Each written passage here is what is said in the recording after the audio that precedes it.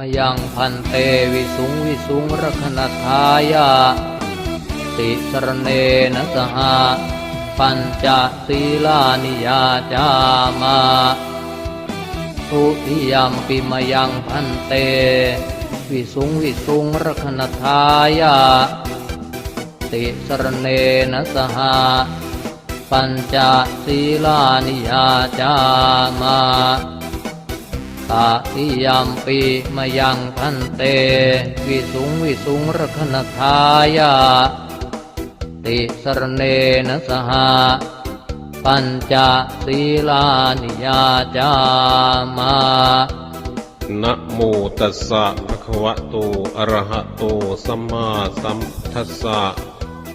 นะโมตัสสะภะคะวะโตอะระหะโตสัมมาสัมพุทธัสสะนะโมตัสสะภะคะวะโตอะระหะโตสัมมาสัมพุทธัสสะนะโมตัสสะภะคะวะโตอะระหะโตสัมมาสัมพุทธัสสะนะโมตัสสะภะคะวะโตอะระหะโตสัมมาสัมพุทธัสสะนะโมตัสสะภะคะวะโตอะระหะโตสัมมาสัมพุทธัสสะพุทธังสรณังคัจฉามิพุทธังสรณังคัจฉามิธัมมังสรณังคัจฉามิธัมมังสรณังคัจฉามิสังฆังสรณังคัจฉามิสังฆังสรณังคัจฉามิทุติยมปิพุทธังสรณังคัจฉามิทุติยมปิพุทธังสรณังคัจฉามิทุติยมปิธัมมังสรณังคัจฉามิทุติยมปิธัมมังสรณังคัจฉามิทุติยมปิสังฆังสรณังคัจฉามิทุติยมปิ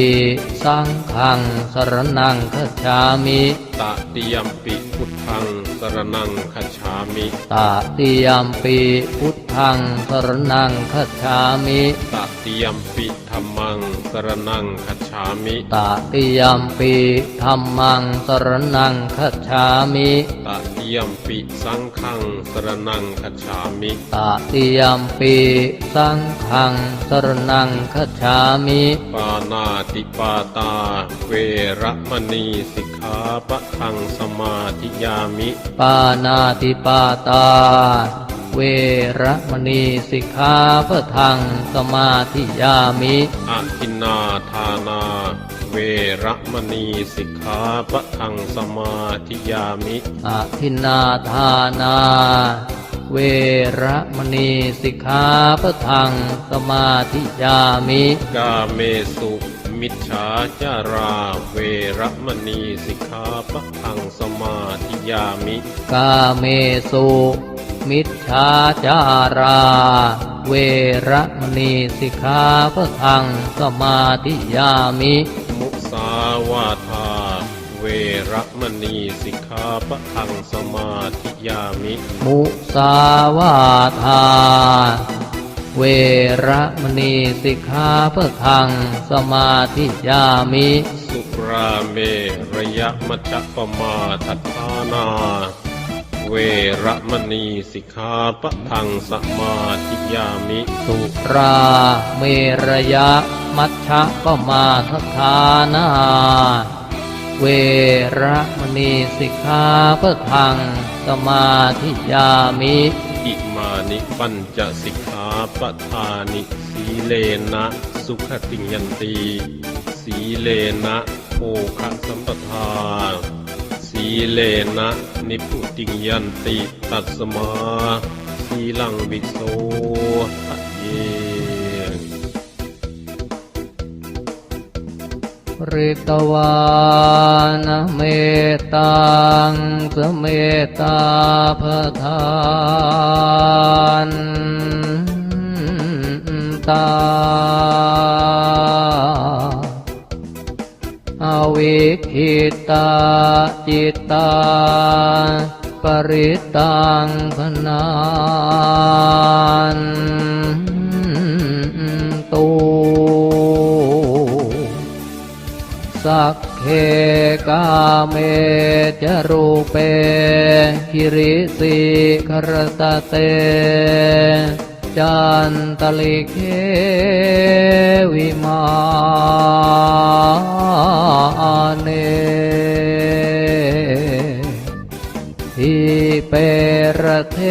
จะคาเมตรุวนาคหะเนเทวาทุมหิเคตเตภูมิมาจายันตุเท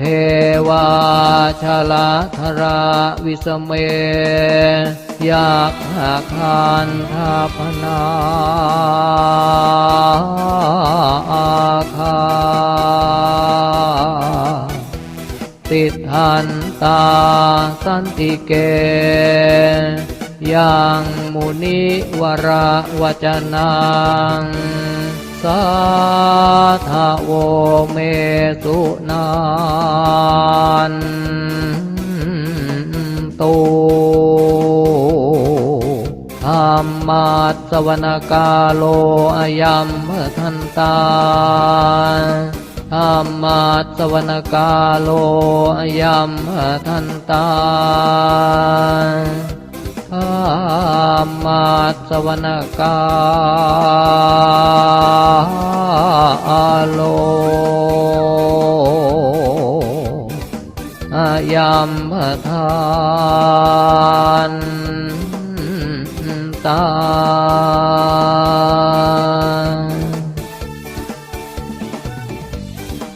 วิปติปฏิภาหายะสัพพสัมปติสิทธิยาสัพพะพยวินาสายะปริตตังปรูธมังคลังวิปติปฏิภาหายะสัพพสัมปติสิทธิยาสัพพโรควินาสายะปริตตังปรูธมังคลัง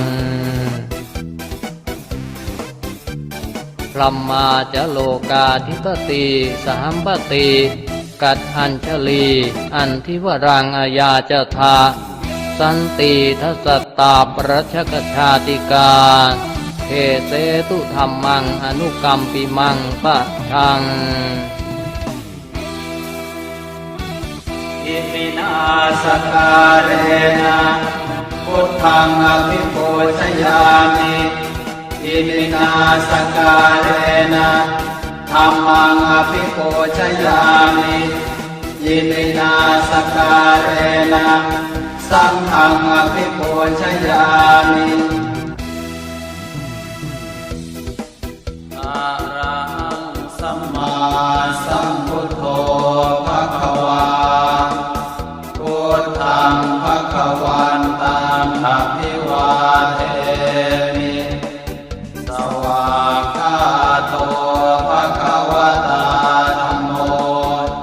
ธัมมังนัมมัสสามิสุปฏิปันโนภควโตสาวกสังโฆสังฆังนามามิ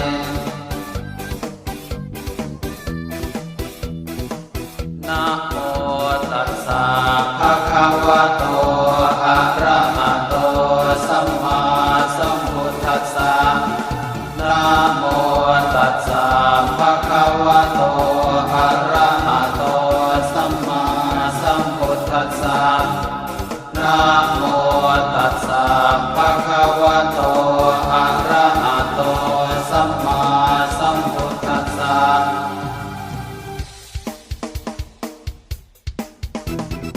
อิติปิโสภะคะวะอะระหังสัมมาสัมพุทโธเวชชาจารณะสัมปันโนสุขโตโลกวิทูอนุตตโรปุริสธรรมสารติสัทธาเทวมนุสสานังพุทโธภควาติสวากขาโตภควตาธัมโมสันเทติโกภกาลิโกเอหิปัสสิโกโห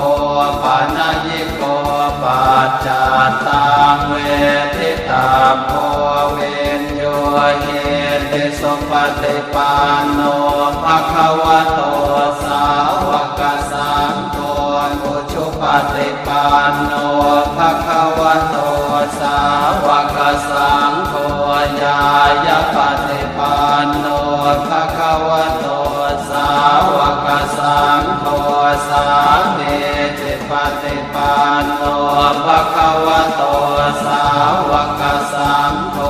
ยะติทางจัตตาริปุริสยุคานิอาถาปุริสปุคลาเอสัพพะคะวะโตสาวกสังโฆอา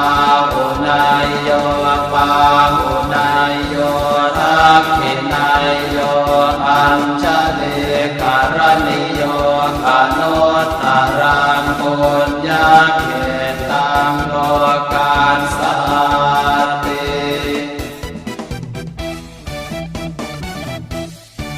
ภาหุงสหัสสมภิเนมิตาสาวุธานตังเรเมฆาลังโอทิทังโครสเสนังมารังอานาติธรรมเวทินาชิตวามุนิโทตานเตชะสาภวตุเมชยมังคลานิมาราติเรกมปิโยจิตาสามาราติงโครัมปนาระวะกมาคมทานทยาคังคานเตสุตันตเวทินาหิตวามุนิโตตานเตชะสาภวตุเมชยมังคลานินาราคิริอาชวรังอติมาทัพวตังทาวากิจักกมสเนวสุตารุนันตังเมตังปุเสกเวทินาชิตวามุนิโทตันเตชะสาภวตุเมชยมังคลานิโอคิตคาคมติหาตสุธารุนันตังทาวันติโยชนะปะทังปุริมาลวันตังเกเตติสังคตมโนชิตวามุนินโททานเตชะสาภวตุเมชยมังคลานิคันตวานาคาธมุทารังกิวะคาภินิยาเจนจายโททวจนังจนกายมาเจสันเตนะโสมเวทินาชิตวามุนินโทตานเตชะสาภวตุเมชยมังคลานิสัจจังวิหายมติสัจจกวาทเกตุงวาทาภิโรกิตมนังอติอันทภูตังปัญญาปเทปัจจลิโตชิตวามุนินโทตันเตชะสาภวตุเมชยมังคลานินันโทปตันทพุชคังวิพุทังมาเยเทโกเตนะเทระพุชเคนะธรรมาปยันโตเยโทปเทสเวทินาชิตวามุนินโทตันเตชะสาภวตุเมชยมังคลานิโทคาหะเทเทพุชเคนะสุทัตตหาทังพระมังวิสุทธิจุติเม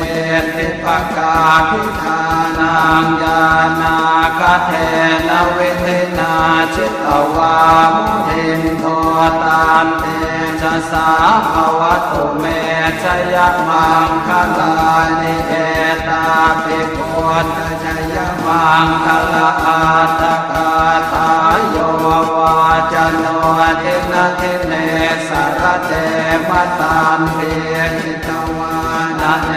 กวิปิธานิโยปานวานิโมขังสุขังอธิคามายนะโรสะปัญโย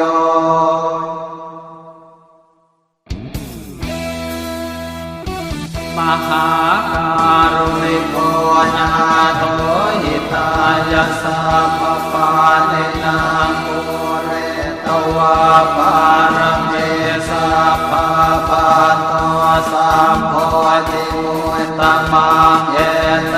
นะสัจวาเทนะโหตุเมยังมังคลังชยันโตโพธิยาโมเนสังขยานังนันทิวัฒโนเอวังอาหังวิชโยโหมิชยาสุชยังมังคะเลอปาราชิตปันนังเกสีเสปัทวิโกคะเลอภิเสเกสัพพะโอทานังอาคาปาโตปะโมทติสุนังคาตังสุมังคลังสุปาภาตังสุโหติตังสุขโนสุโมโหโตจะสุเยทังกรรมการิสุปทักขินังกายกรรมังวาจากรรมังปทักขินังปทักขินังมโนกรรมังปณิทิเตปทักขินังปทักขินานิกัตตวานรพันตาเทปทักขิเนปุตตะกาโมละเพปุตตังธนกาโมละเพธนังอัตถิกาเยกายะยายะเทวานังปิยตังสุตวาอิติปิโสภควายะมะราชาโนท้าวเวสสุวรรณโนมะระนังสุขังอะระหังสุขโตนะโมพุทธายะชยาสนากตาโพธาเชตวามหารังสวาหานังจตุสาจาสัพพังรสัมเยปิเวสุนราสัพพาตันหังกราทโยโพธาอาทเวสเมนายกาสัพเพปเตปิตามัยหังมานะเกเตโมเน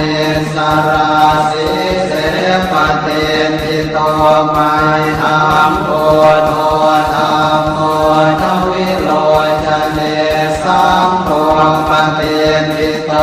มัยหังปุเรสัพพคุณากโรหัตเยเมอนุโรโทสาเรโพโตจะทังกิเนโกนัญโยเปติภาคาสเมโมคาลาโลจวามะเก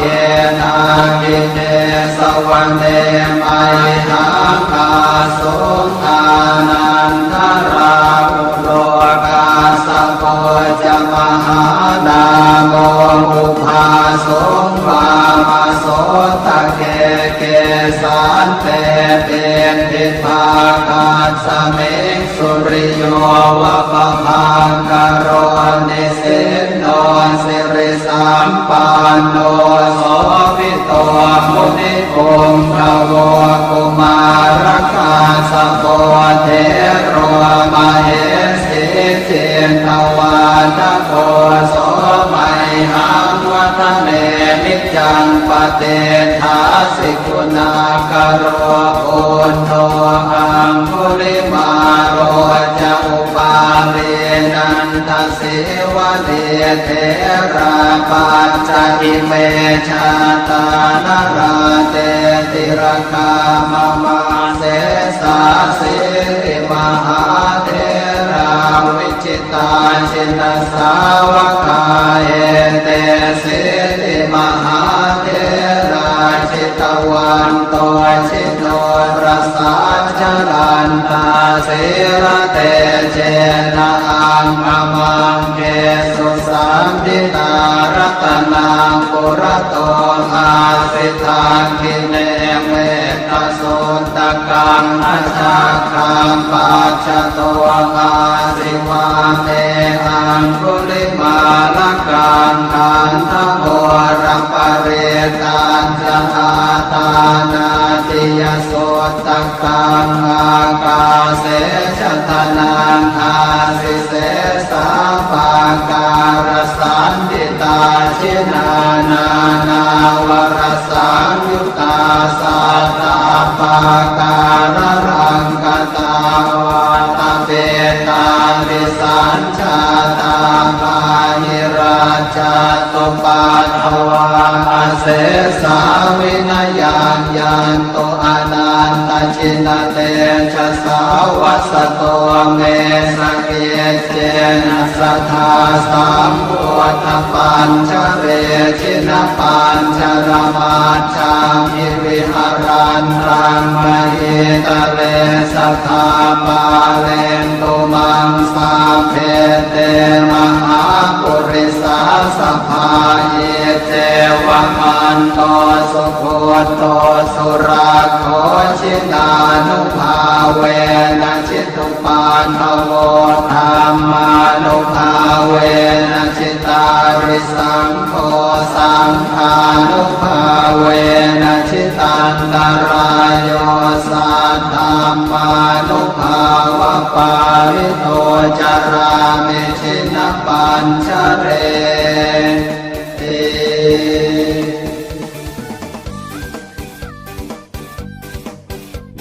อิติปิโสภะคะวาอะระหังสัมมาสัมพุทโธเวชาจารณะสัมปันโนสุขโตโลกวิทูอนุตตรปุริสธรรมสารติสัทธาเทวมนุสานังพุทโธภะคะวาติอิติปิโสภะคะวาอะระหังสัมมาสัมพุทโธเวชาจารณะสัมปันโนสุขโตโล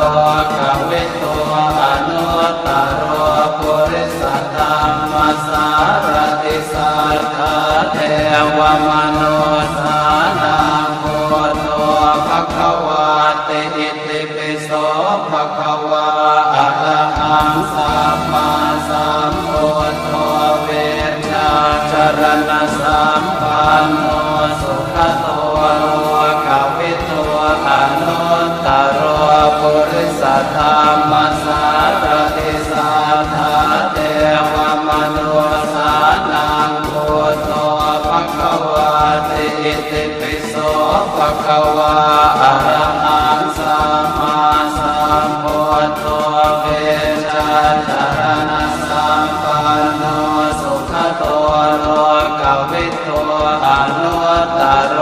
ปุริสธรรมสารติสัทธาเทวมนุสานังพุทโธภะคะวาติอิติปิโสภะคะวาอะระหังสัมมาสัมพุทโธเวชาจารณะสัมปันโนสุขโตโลกวิทูอนุตตรปุริสธรรมสารติสัทธาเทวมนุสานังพุทโธภะคะวาติอิติปิโสภะคะวาอะระหังสัมมาสัมพุทโธเวชาจารณะสัมปันโนสุขโตโลกวิทูอนุตตรปุริสธรรมสารติสัทธาเทวมนุสานังพุทโธภะคะวาติอิติปิโสภะคะวาอะระหังสัมมาสัมพุทโธเวชาจารณะสัมปันโนสุขโตโลกวิทูอนุตตรปุริสธรรมสารติสัทธาเทวมนุสานังพุทโธภะคะวาติอิติปิโสภะคะวาอะระหังสัมมาสัมพุทโธเวชาจารณะสัมปันโนสุขโตโลกวิทูอนุตตรปุริสธรรมสารติสัทธาเทวมนุสานังพุทโธภะคะวาติอิติปิโสภะคะวาอะระหังสัมมาสัมพุทโธเวชาจารณะสัมปันโนสุขโตโลกวิทูอนุตตรปุริสธรรมสารติสัทธาเทวมนุสา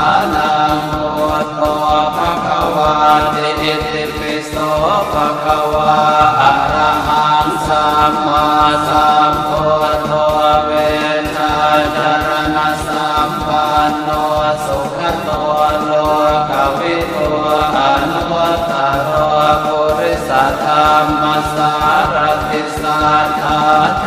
วมนุสสานังพุทโธภควาติอิติปิโสภควาอะระหังสัมมาสัมพุทโธเวชาจารณสัมปันโนสุขโตโลกวิทูอนุตตร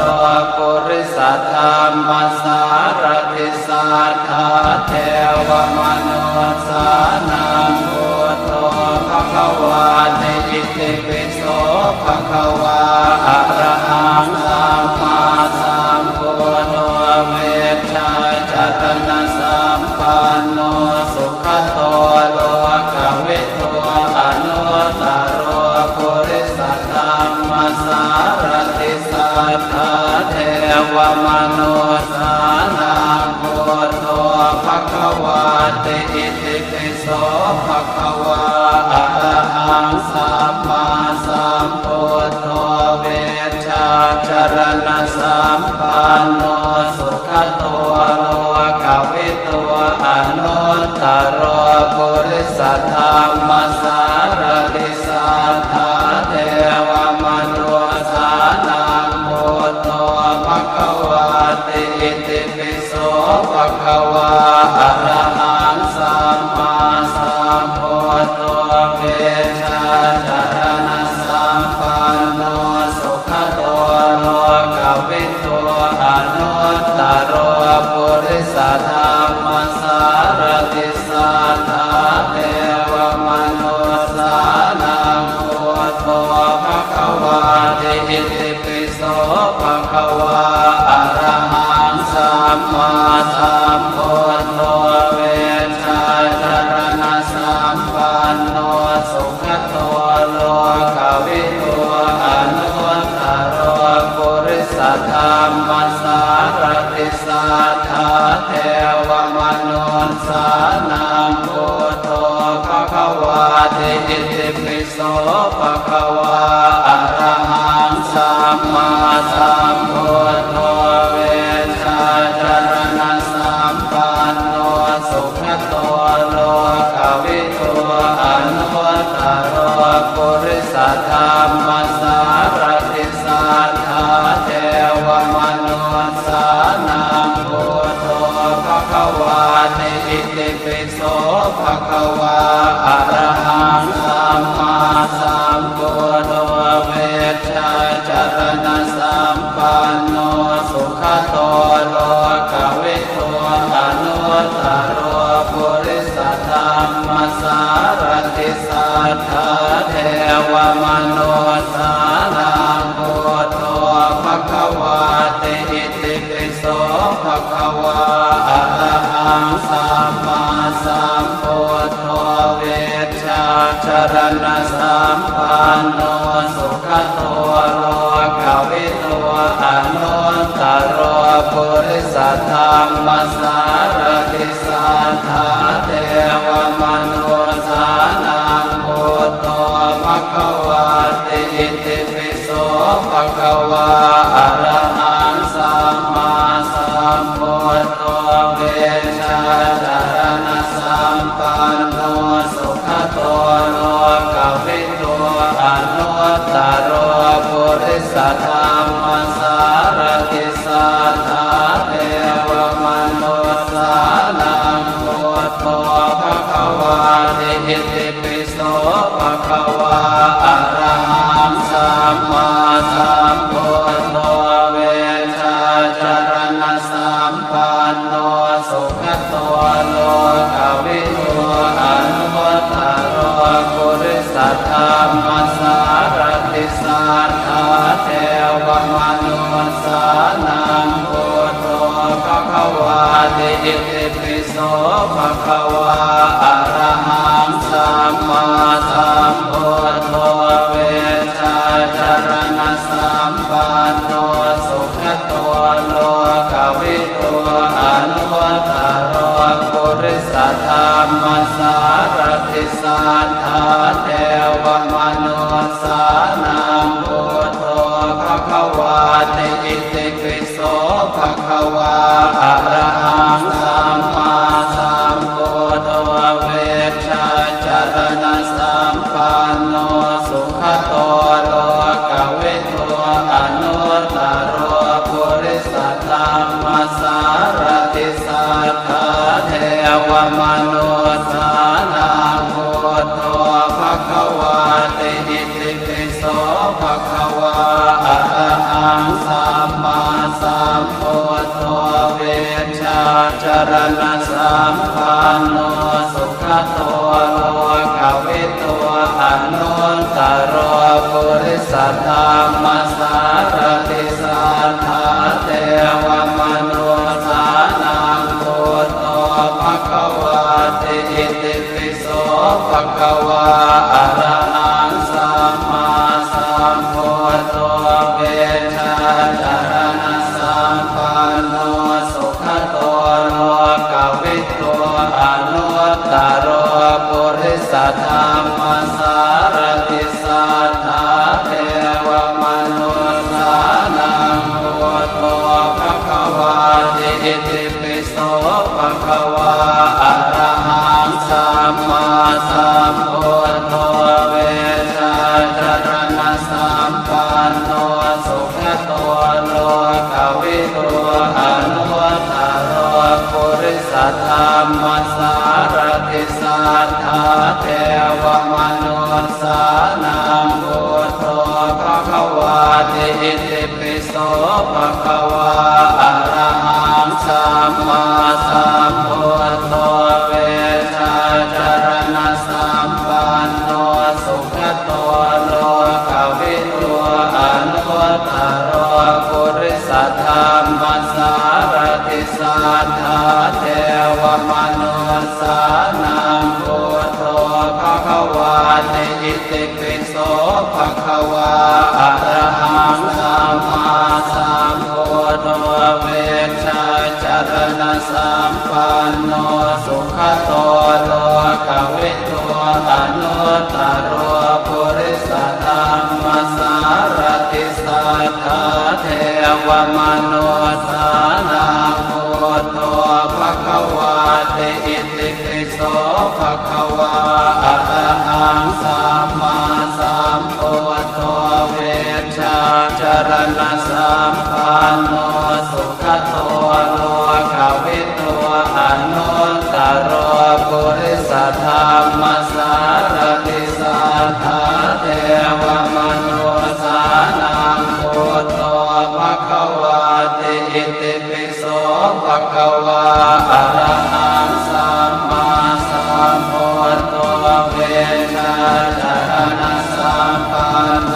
สุขโตโลกวิทูอนุตตรปุริสธรรมสารติสัทธาเทวมนุษสานังพุทโธ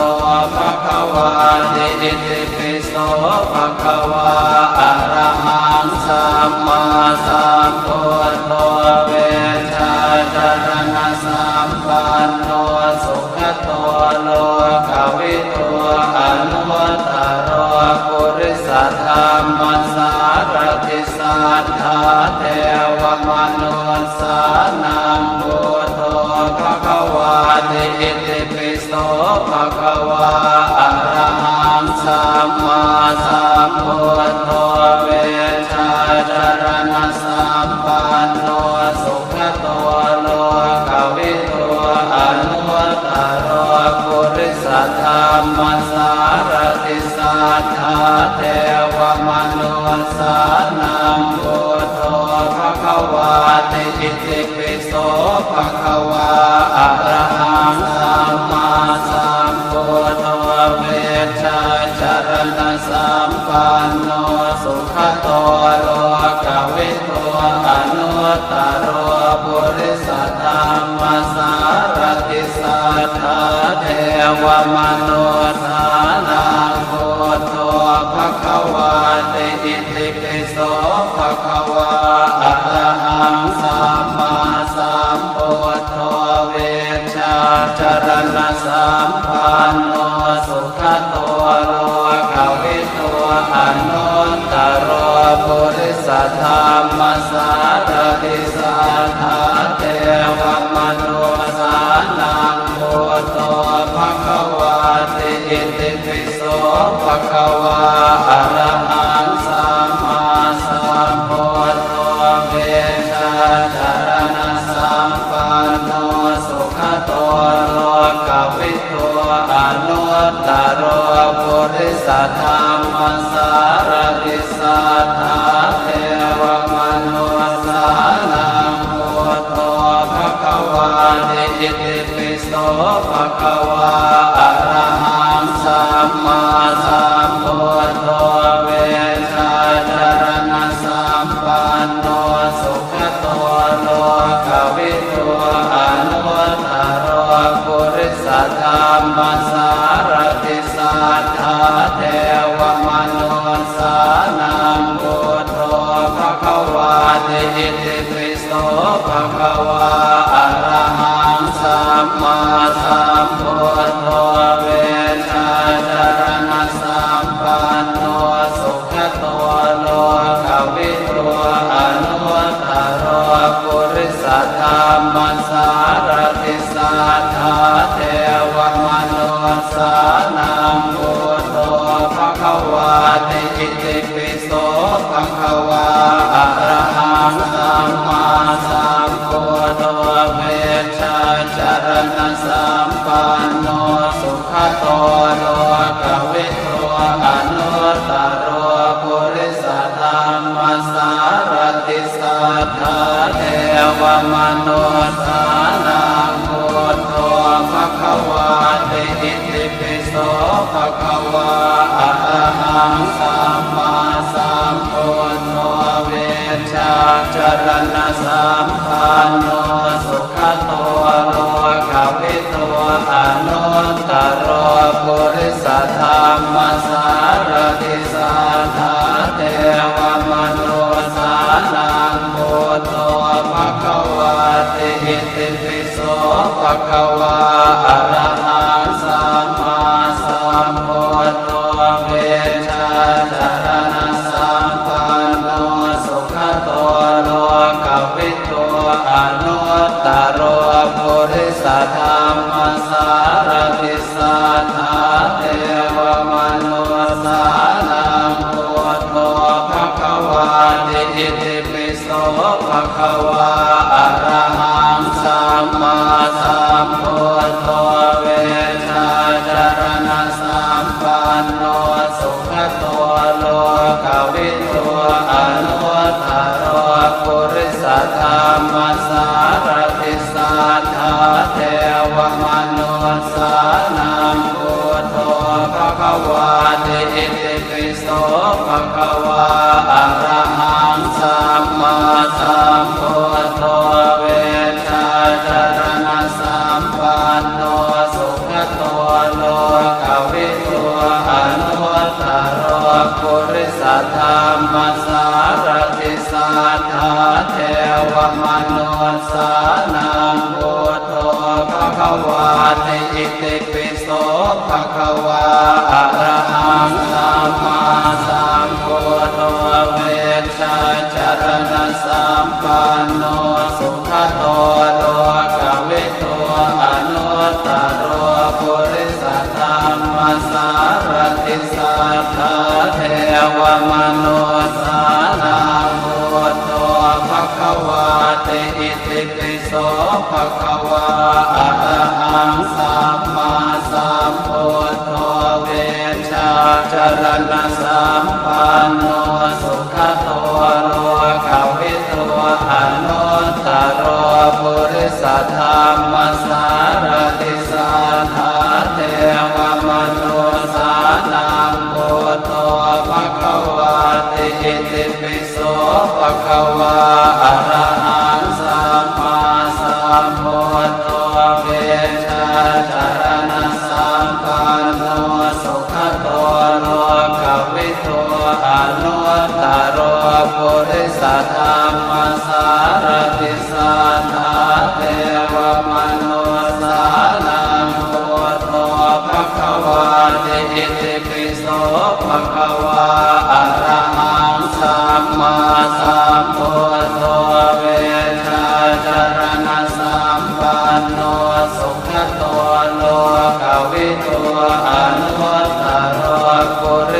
ธรรมสารติสัทธาเทวมนุสสานังพุทโธภควาติอิติปิโสภควาอะระหังสัมมาสัมพุทโธเวชาจารณะสัมปันโนสุขโตโลกวิทูอนุตตรปุริสธรรมสารติสัทธาเทวมนุสสานังพุทโธภควาติอิติปิโสภควาอะระหังสัมมาสัมพุทโธเวชาจารณะสัมปันโนสุขโตโลกวิทูอนุตตรปุริสธรรมสารติสัทธาเทวมนุสสานังพุทโธภควาติอิติปิโสภควาอะระหังสัมมาสัมพุทโธเวชาจารณะสัมปันโนสุขโตโลกวิทูอนุตตร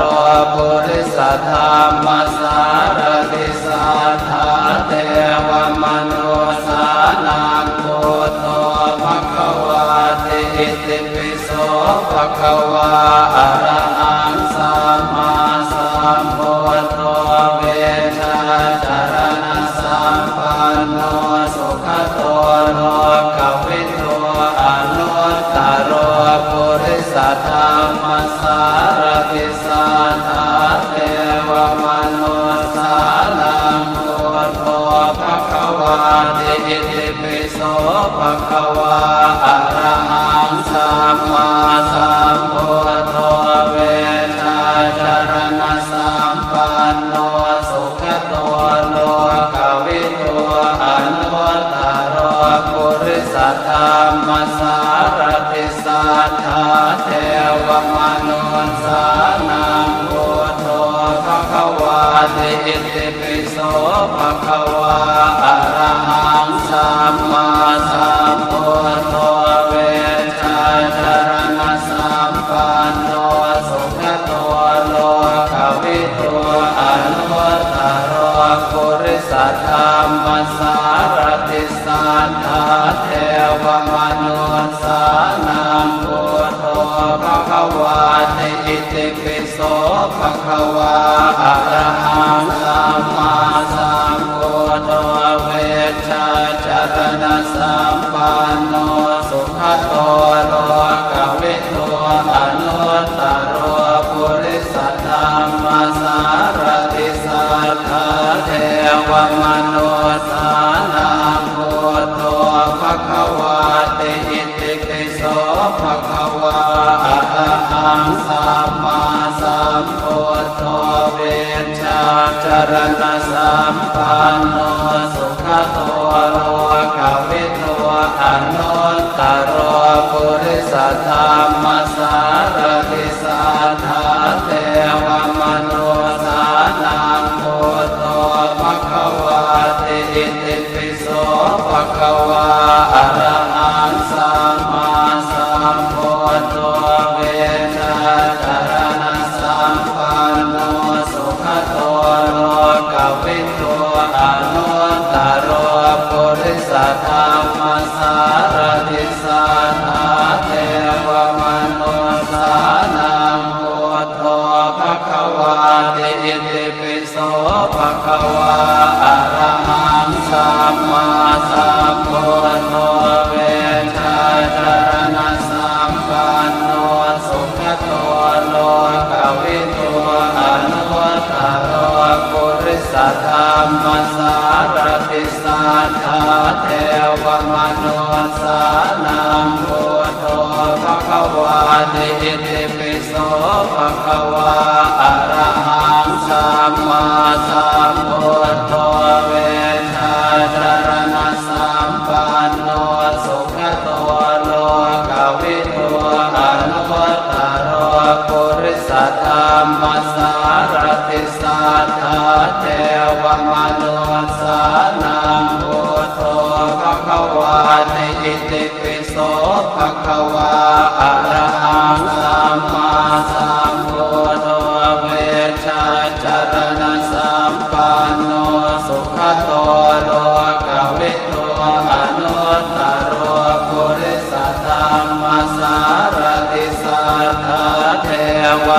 โนสานังพุทโธภควาติอิติปิโสภควาอะระหังสัมมาสัมพุทโธเวชชาจรณะสัมปันโนสุขโตโลกวิทูอนุตตรปุริสธรรมสารติสัทธาเทวมนุสานังพุทโธภควาติอิติปิโสภควาอะระหังสัมมาสัมพุทโธเวชชาจรณะสัมปันโนสุขโตโลกวิทูอนุตตรปุริสธรรมสารติสัทธาเทวมนุสานังพุทโธภควาติอิติปิโสภควาอะระหังสัมมาสัมพุทโธเวชชาจรณะสัมปันโนสุขโตโลกวิทูอนุตตรปุริสธรรมสารติสัทธาเทวมนุสานังพุทโธภควาติอิติปิโสภควาอะระหังสัมมาสัมพุทโธเวชชาจรณะสัมปันโนสุขโตโลกวิทูอนุตตรปุริสธรรมสารติสัทธาเทวมนุสานังพุทโธภควาติอิติปิโสภควาอะระหังสัมมาสัมพุทโธเวชชาจรณะสัมปันโนสุขโตโลกวิทูอนุตตรปุริสธรรมสารติสัทธาเทวมนุสานังพุทโธภควาติอิติปิโสภควาอะระหังสัมมาสัมพุทโธเวชชาจรณะสัมปันโนสุขโตโลกวิทูอนุตตรปุริสธรรมสารติสัทธาเทวมนุสานังพุทโธภควาติอิติปิโสภควาอะระหังสัมมาสัมพุทโธเวชชาจรณะสัมปันโนสุขโตโลกวิทูอนุตตรปุริสธรรมสารติสัทธาเทวมนุสานังพุทโธภควาติอิติปิโส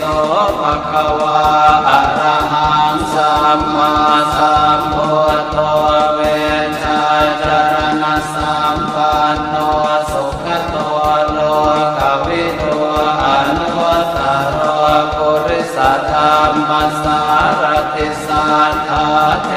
วมนุสานังพุทโธภควาติอิติปิโสภควาอะระหังสัมมาสัมพุทโธเวชชาจรณะสัมปันโน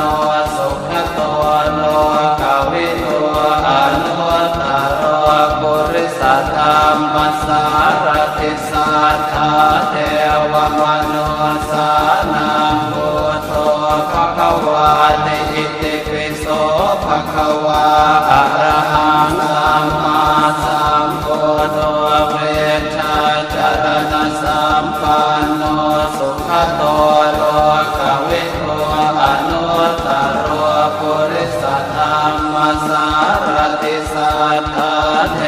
วมนุสานังพุทโธภควาติอิติปิโสภควาอะระหังสัมมาสัมพุทโธเวชชาจรณะสัมปันโนสุขโตโลกวิทูอนุตตรปุริสธรรมสารติสัทธาเทวมนุสานังพุทโธภควาติอิติปิโสภควาอะระหังสัมมาสัมพุทโธเวชชาจรณะสัมปันโน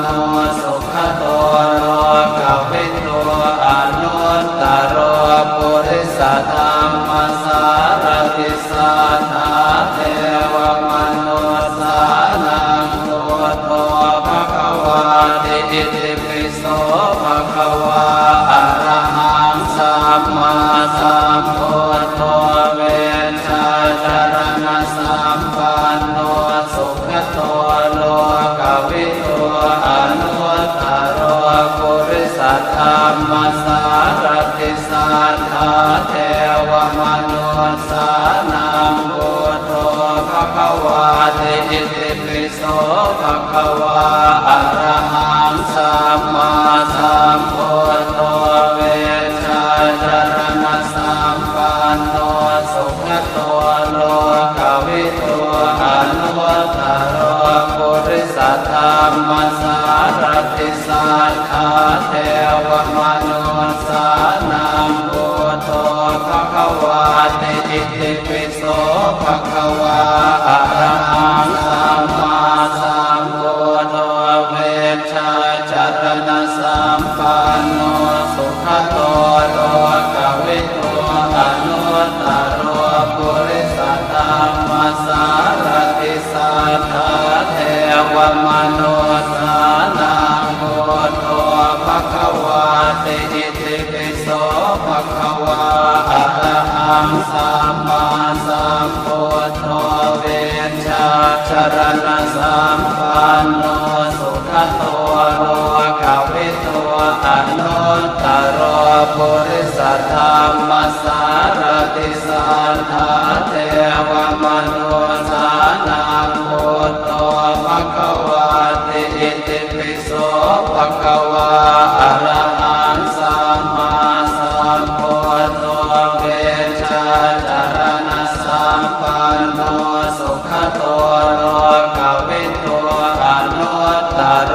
ปุริสธรรมสารติสัทธาเทวมนุสสานังพุทโธภะคะวาติอิติปิโส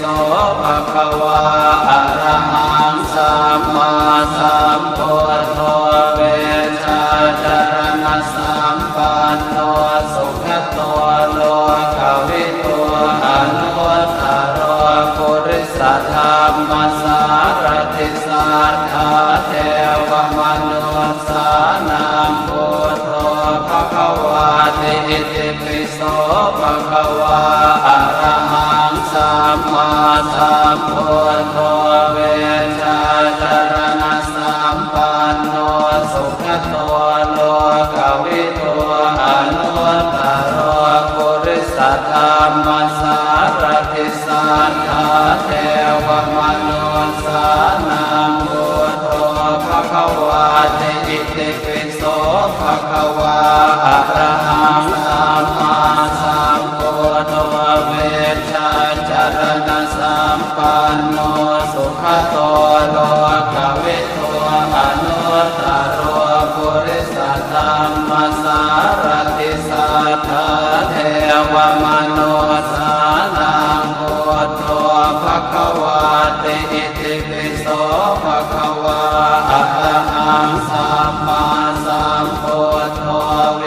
ชาจารณะสัมปันโนสุขโตโลกวิทูอนุตตรปุริสธรรมสารติสัทธาเทวมนุสสานังพุทโธภะคะวาติอิติปิโส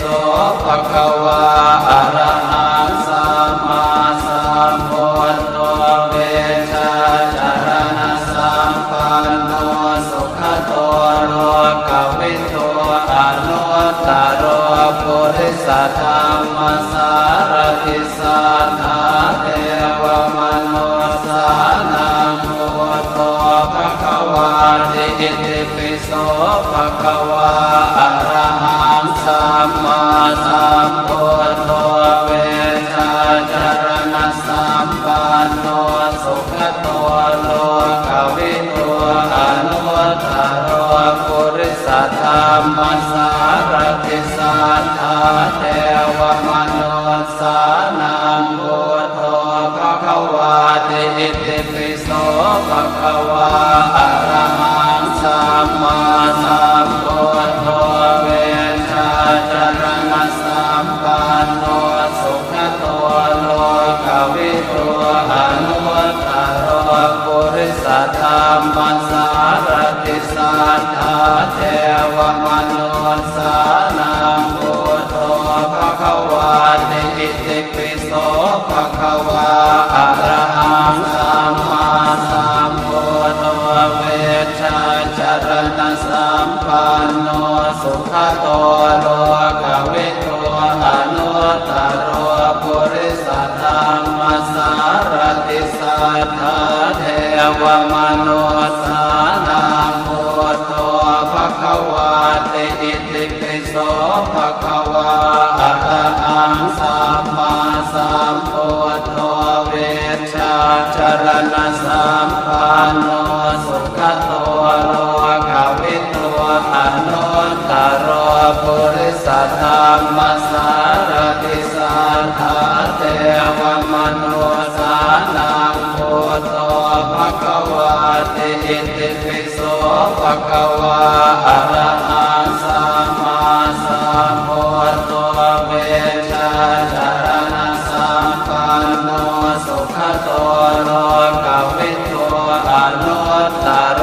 ปุริสธรรมสารติสัทธาเทวมนุสสานังพุทโธ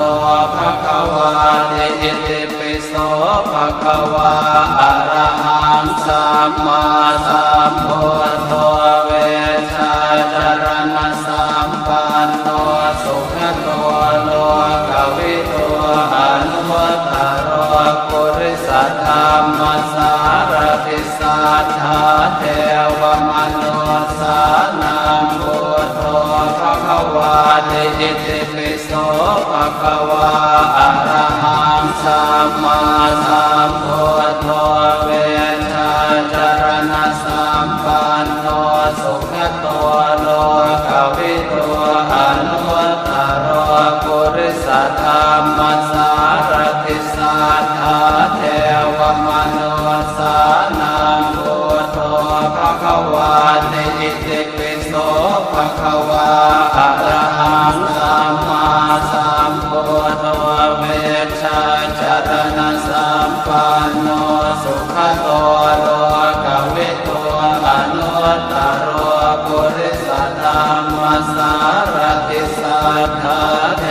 วมนุสสานังพุทโธภควาติอิติปิโสภควาอะระหังสัมมาสัมพุทโธเวชชาจารณะสัมปันโนสุขโตโลกวิทูอนุตตรปุริสธรรมสารติสัทธาเทวมนุสสานังพุทโธภควาติอิติปิโสภควาอะระหังสัมมาสัมพุทโธเวชชาจารณะสัมปันโนสุขโตโลกวิทูอนุตตร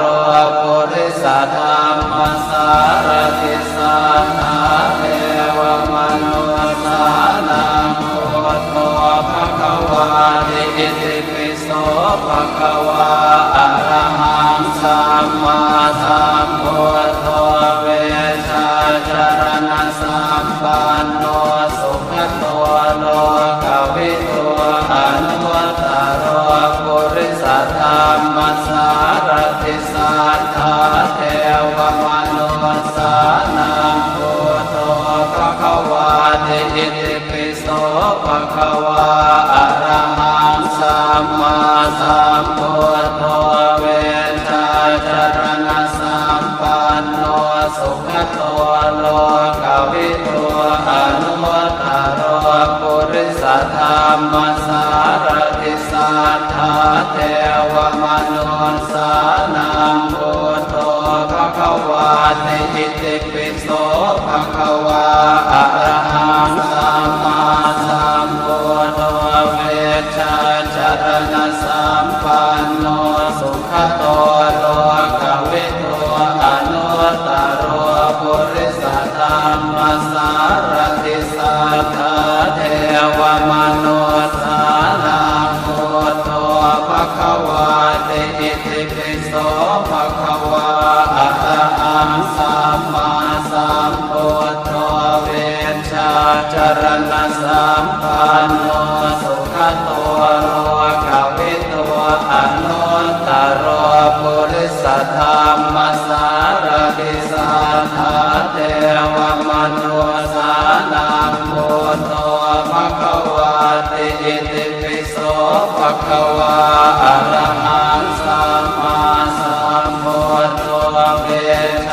จารณะสัมปันโน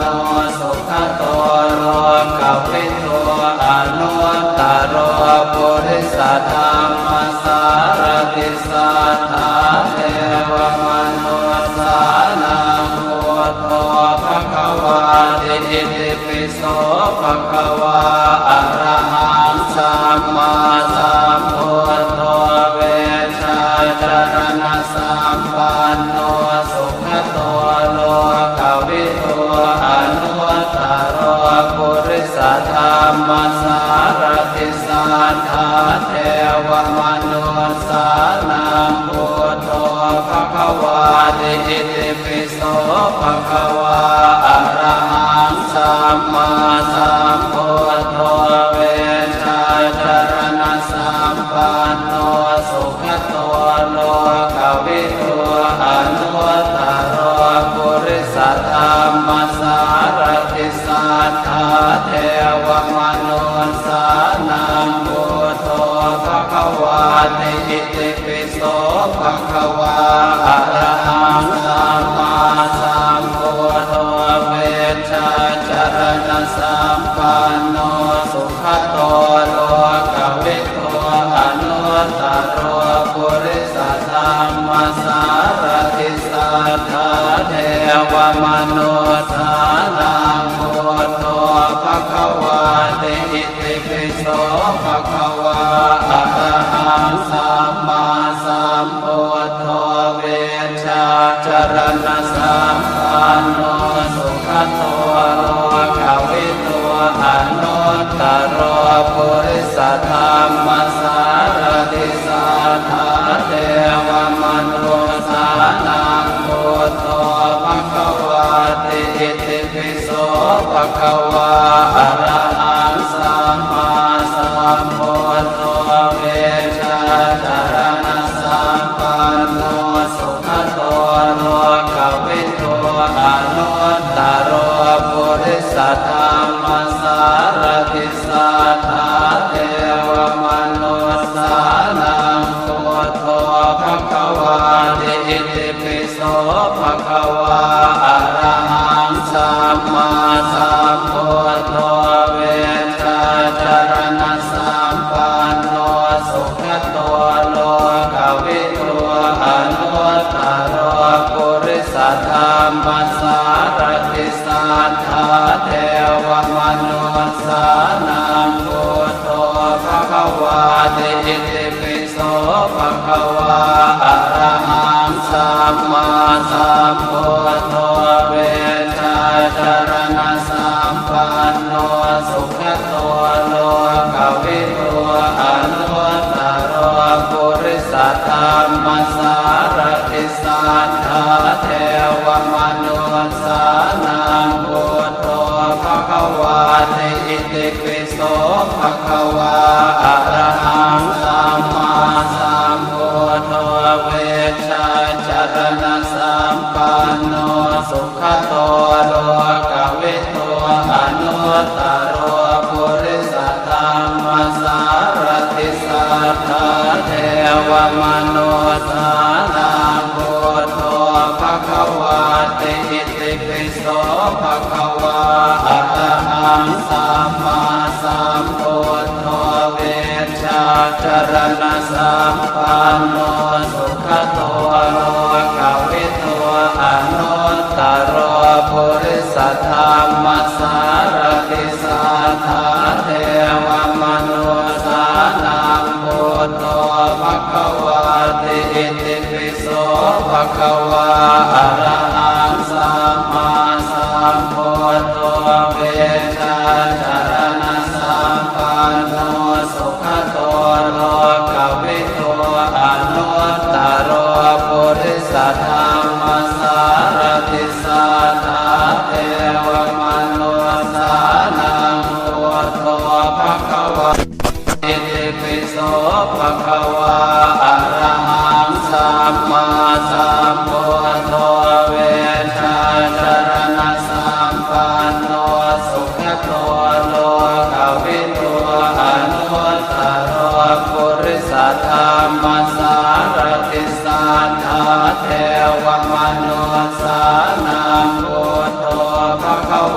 ติอิติปิโส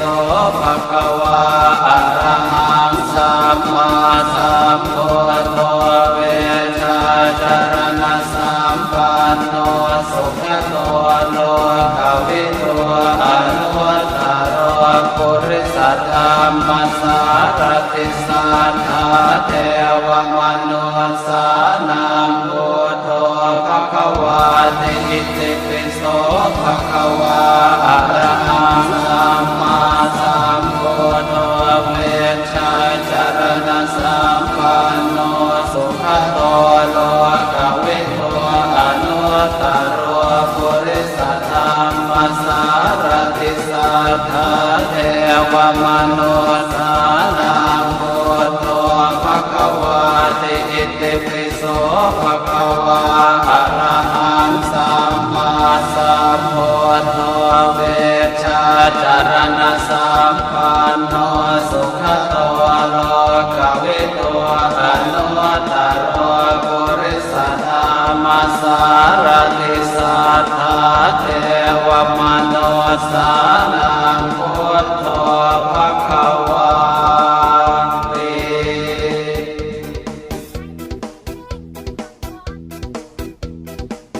ภวตุสัพพมังคลังราคันตุสัพพเทวตาสัพพพุทธานุภาเวนัสสนาโสติภวันตุเมภวตุสัพพมังคลังราคันตุสัพพเทวตาสัพพธรรมานุภาเวนัสสนาโสติภวันตุเมภวตุสัพพมังคลังราคันตุสัพพเทวตาสัพพสังฆานุภาเวนัสสนาโสติภวันตุเม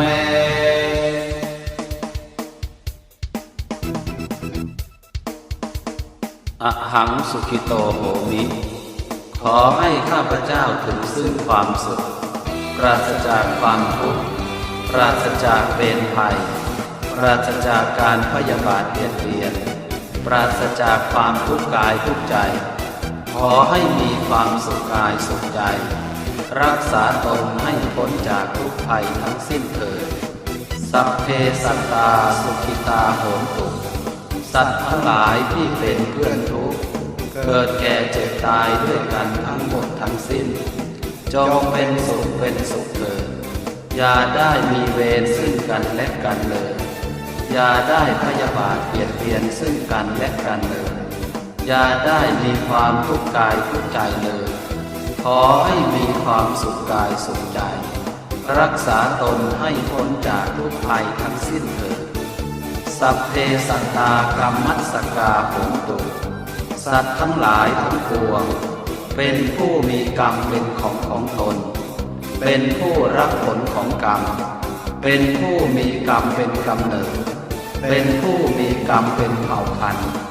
เป็นผู้มีกรรมเป็นที่พึ่งอาศัยสัตว์ทั้งหลายเหล่าใดจะทำกรรมอันใดไว้ดีหรือชั่วก็ตามสัตว์ทั้งหลายเหล่านั้นจะเป็นผู้รับผลของกรรมนั้นๆอิทังเมปุญญะอาคังยาตีนังโหตุสุขิตาโหนตุยาตโยทุกขาปมุญจันตุขอส่วนแห่งบุญนี้จงสำเร็จแก่ญาติทั้งหลายของข้าพเจ้า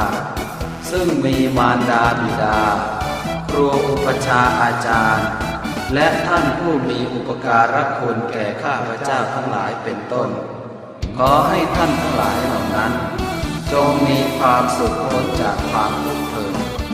อิทังบุญญะภาคังสัพพสัตตานังโหตุ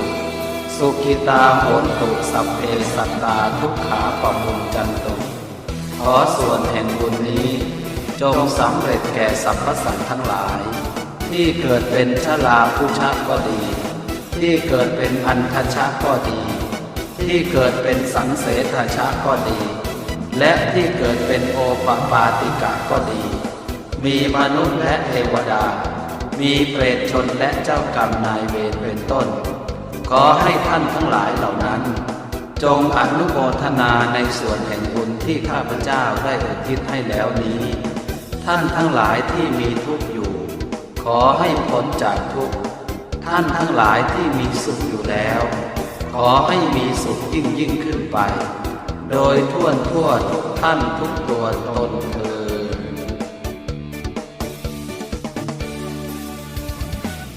ข้าพเจ้าขอตั้งจิตอธิษฐานอ้างถึงอำนาจแห่งคุณพระพุทธคุณพระธรรมคุณพระสงฆ์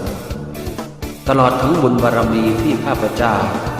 ได้สวดมนต์เจริญจิตภาวนาในครั้งนี้ได้รวมเป็นพลังบุญหนุนส่งให้สำเร็จผลแก่เจ้ากรรมนายเวรของข้าพเจ้าหรือท่านผู้หนึ่งผู้ใดที่ข้าพเจ้าได้ล่วงเกินท่านไว้ซึ่งเป็นเหตุให้ข้าพเจ้าบิดามารดาของข้าพเจ้าได้รับผลกรรมเกิดทุกข์กายทุกข์ใจอยู่ในขณะนี้ขอให้ท่านได้รับส่วนแห่งบุญนี้ขอให้มีแต่ความสุขปราศจากความทุกข์โศกโรคภัยสมบูรณ์พูนผลด้วยของกินของใช้มีที่อยู่อาศัยเครื่องนุ่งห่มและยารักษาโรคตลอดทั้งมีบุญบารมีได้เข้าถึงพระนิพพานเถิดด้วยอำนาจแห่งคุณพระศรีรัตนตรัยและอำนาจแห่งผลบุญที่ข้าพเจ้าได้บำเพ็ญมาแล้วตลอดทั้งสิ่งศักดิ์สิทธิ์ทั้งหลายในสากลโลกนี้ได้รวมเป็นพลวะปัจจัยอำนวยผลประทานพรให้ข้าพเจ้าบิดามารดาและญาติของข้าพเจ้าจงประสบแต่ความสุขกายสุขใจปราศจากทุกโศกโรคภัยพยันตรายทั้งหลายทั้งปวงปรารถนาสิ่งหนึ่งประการใดก็ขอให้สำเร็จผลสมความมุ่งมา่ปรารถนาทุกประการด้วยเถิดสาธุสาธุสา